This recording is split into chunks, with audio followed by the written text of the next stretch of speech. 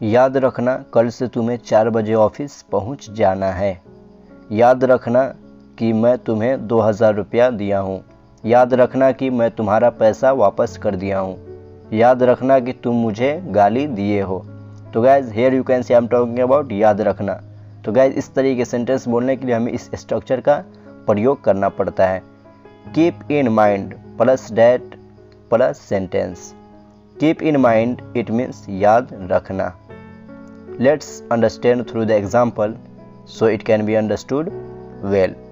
First example is that याद रखना कल से तुम्हें 4 बजे ऑफिस पहुंच जाना है, यानी कि आ जाना है।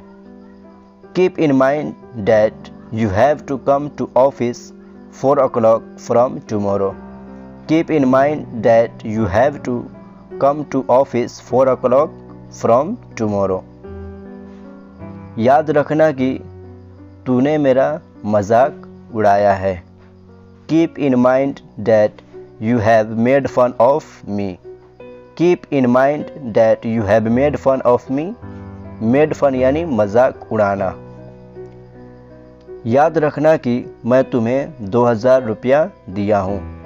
Keep in mind that I have given you 1000 rupees. Keep in mind that I have given you 1000 rupees. याद रखना कि मैं तुम्हारे पैसे वापस कर दिया हूँ। Keep in mind that I have returned your money. Keep in mind that I have returned your money. याद रखना कि तुम मुझे गाली दिए हो।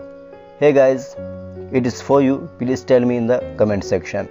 If your answer will be wrong, then I will correct that. Thanks for watching this video. Don't forget to like and share.